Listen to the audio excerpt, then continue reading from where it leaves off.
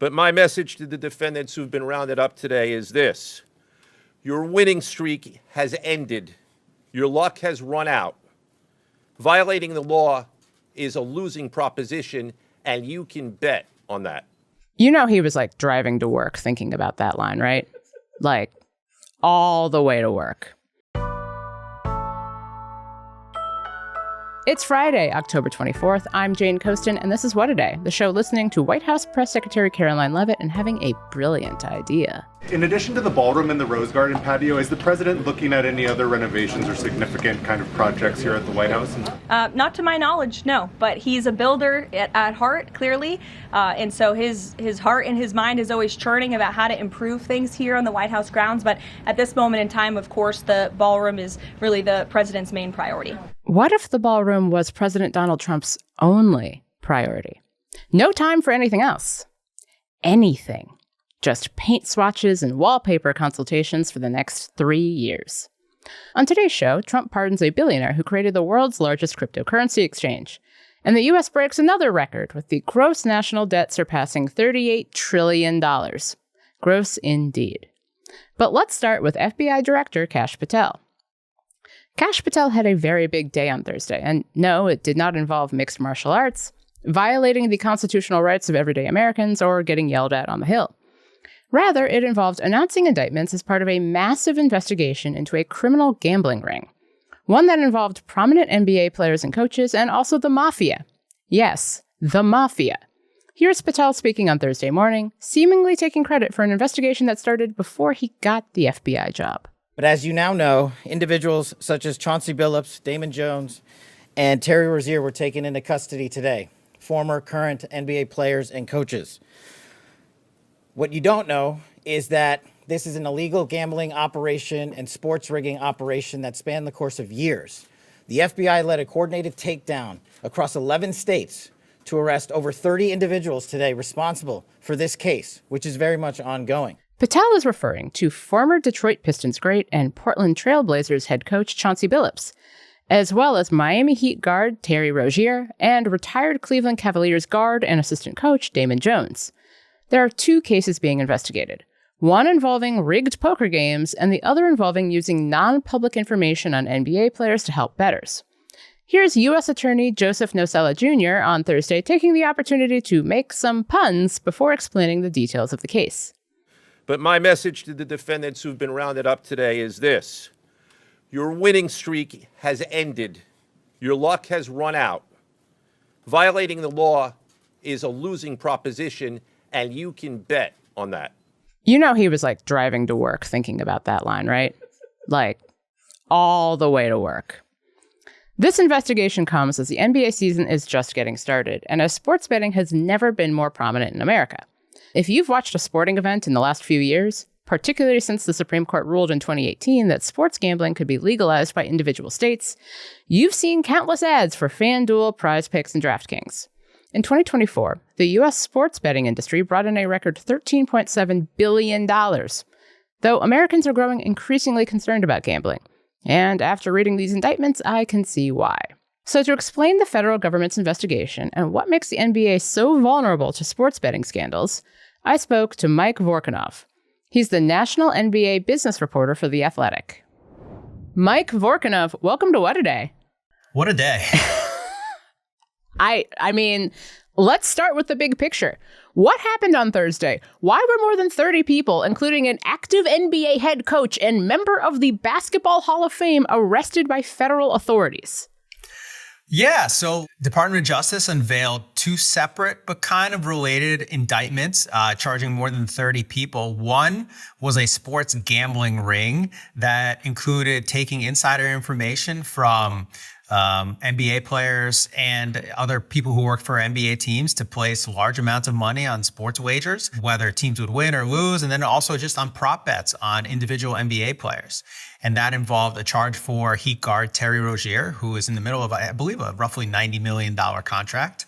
And the other indictment unveiled kind of this rigged poker ring around the country with the involvement and the cooperation of different Italian crime families in New York City who threatened people who would not pay and help stage the games. And in that one, Chauncey Billups, currently the Blazers head coach, but also a Hall of Fame basketball player. Yeah, I remember him with the 2004 NBA champion Detroit Pistons. Yeah, won finals MVP. He's alleged to have been one of the people help setting up these rigged games. He was part of what the indictment calls, the ring called face cards, which are the former pro players that were used to help lure in, potential future victims. So you mentioned that these are two cases, but there is some overlap. Can you tell me about how these two cases may be connected? Sure. So first of all, there's three people who have been charged in both. One of them is Damon Jones, who is a former NBA player, former NBA assistant coach. He is alleged to be one of those people who used insider information that he then sold to sports bettors so they could place bets on the Lakers and other NBA teams. It's like in one example, he had insider information that a Lakers star would be missing a game, and so he sold that to a sports bettor. And another, he sold information on that a player might be injured on the Lakers, and he sold that for $2,500, according to the indictment. And then a $100,000 bet was placed on the Lakers to lose that night, although ultimately they won, ironically. But he's also one of the face cards in that rigged poker ring. And those are kind of the three through lines, but, Chauncey Billups might be at the center of this too. Not only was he charged in the rigged poker ring, but there's a co-conspirator, number 8, unnamed in the indictment, but he's someone who let one of the other co-defendants know that the Blazers would be holding out players. And the description of co-conspirator number 8 is that he's played in the NBA at one point from 1997 to 2014. He's a resident of Oregon, and that also he's coached in the NBA since 2021. So if you go on Basketball Reference, that's one person.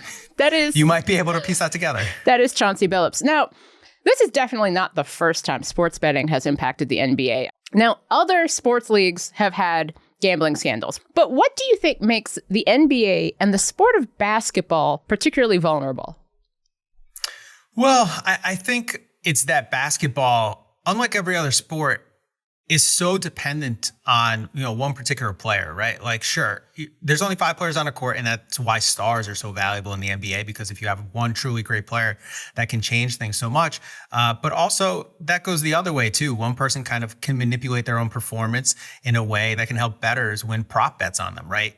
In the NBA, you can bet on whether one particular player had, this many points, rebounds, assists, 3-point shots, and that's all at the control of that one player. And that's easily bettable. And I think easier to bet on than maybe in the NFL or baseball or any other sport where there is a little bit more of codependence going on for personal statistics. And also the NBA, they make more money than any other professional sports league. NBA players have roughly an average $12 million salary.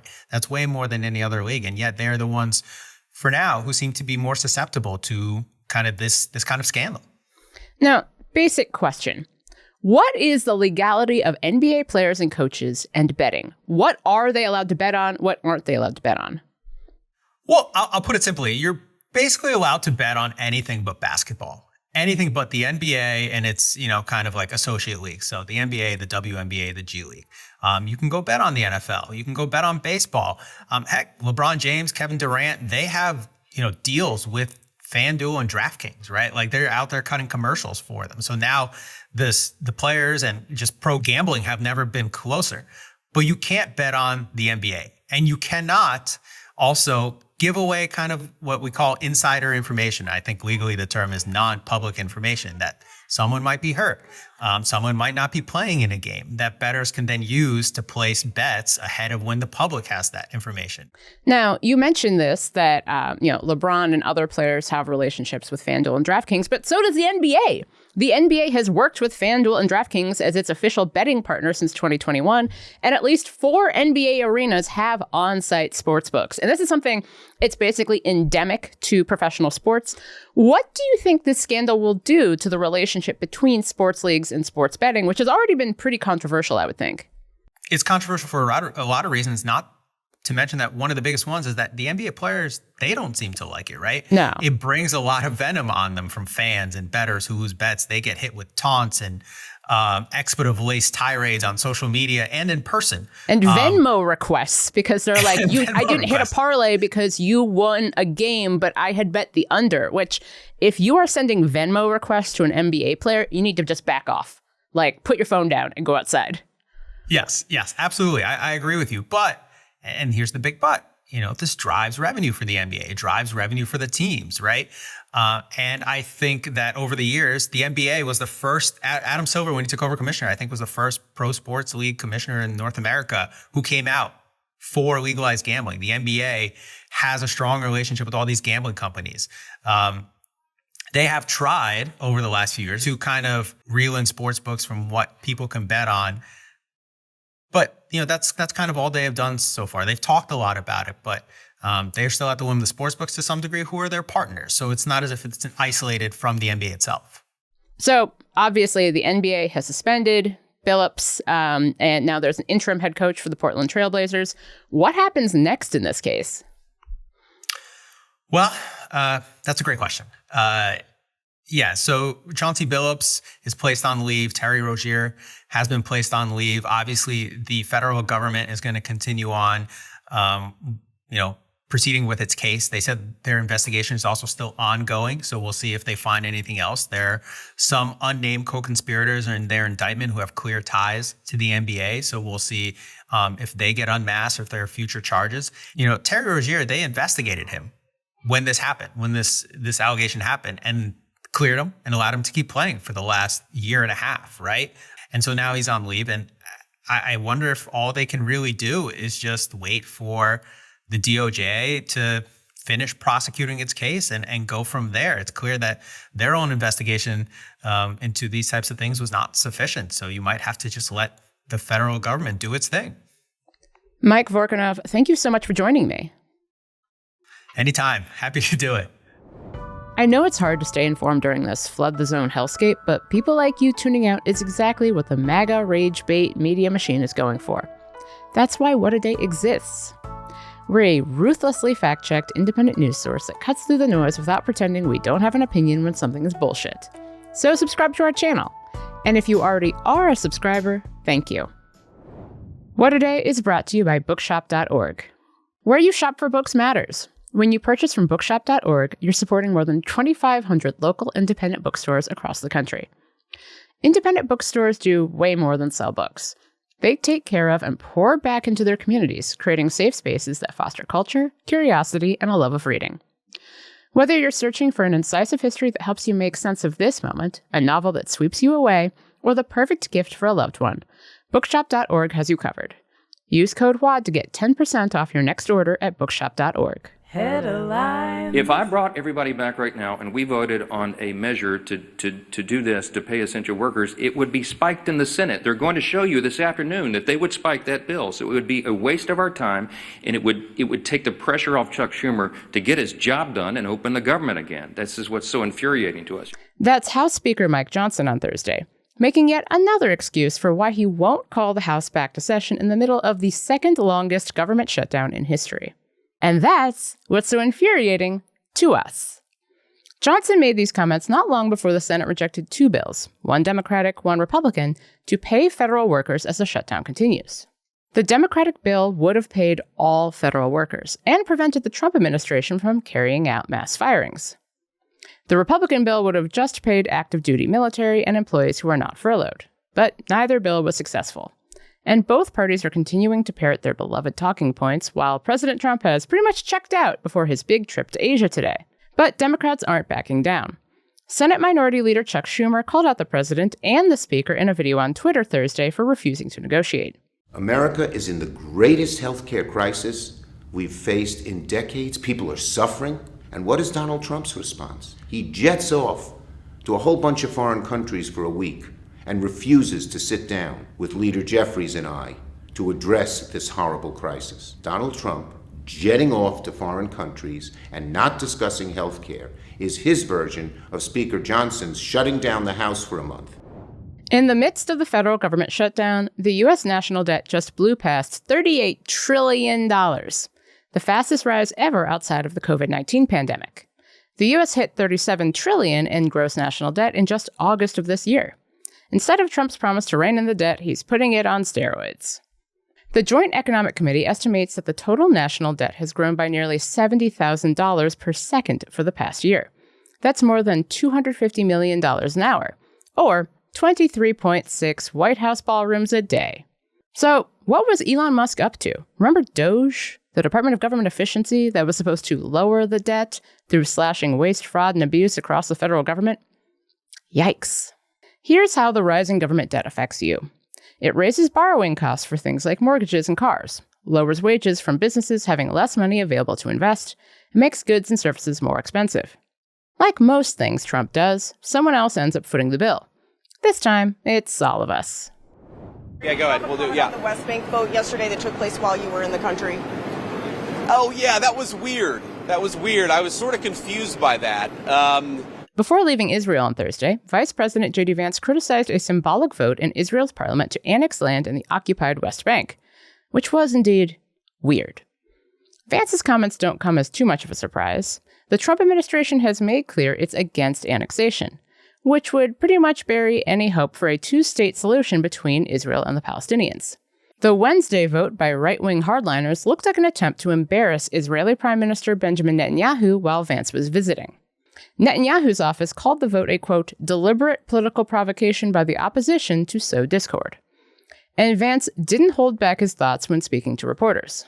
I mean, look, if it was a political stunt, it was a very stupid political stunt, and I personally take some insult to it. The West Bank is not going to be annexed by Israel. The policy of the Trump administration is that the West Bank will not be annexed by Israel. That will continue to be our policy. And if people want to take symbolic votes, they can do that. But we certainly weren't happy about it. In an interview with Time magazine published Thursday, President Trump emphasized the consequences of annexation, saying, quote, Israel would lose all of its support from the United States if that happened. In bonkers clemency news, President Trump pardoned Binance founder Changpeng Zhao, the creator of the world's largest cryptocurrency exchange. Zhao was in prison because he didn't stop criminals from using Binance to move hundreds of millions of dollars connected to child sex abuse, drug trafficking, and terrorism. But yet, and still, our president pardoned him and managed to blame former President Joe Biden. I don't know him. I don't believe I've ever met him. But I've been told by a lot of support. He had a lot of support. And they said that what he did is not even a crime. It wasn't a crime, that he was persecuted by the Biden administration. And so I gave him a pardon at the request of a lot of very good people. And are these very good people in the room with us right now, Donald? Trump may not have met Zhao, but they're definitely acquainted financially. In May, Binance agreed to take a $2 billion investment in USD1, a digital coin known as a stablecoin. That coin is issued by World Liberty Financial, a crypto company co-founded by members of the Trump family, meaning the Trump family funded Binance and stands to make tens of millions from it. Trump's pardon of Zhao fits into a broad pattern of his taking a hands-off approach to an industry that spent heavily to help him win the election in 2024. Hands-off, meaning hands-off doing anything to crack down on it. Actually, it kind of seems like he wants a hand out from the crypto industry. So to recap, Trump pardoned the crypto guy who peddled cash for Hamas and Al-Qaeda. But what else would we expect from the first president who's also a convicted felon? And that's the news. That's all for today. If you like the show, make sure you subscribe, leave a review, contemplate that former New York governor and current mayoral candidate Andrew Cuomo said on a Thursday radio show appearance that frontrunner Zohran Mamdani would cheer another 9/11 attack, and tell your friends to listen. And if you're into reading, and not just about how Cuomo, who is, shall we say, losing bigly to Mamdani in the polls and early voting starts tomorrow, has decided to go full 2000s Republican to garner right-wing voters, like me, What A Day is also a nightly newsletter. Check it out and subscribe at crooked.com/subscribe. I'm Jane Coaston, and this comes as a right-wing influencer has launched Hot Girls for Cuomo, but forgot to buy the website hotgirlsforcuomo.com, which you should definitely check out.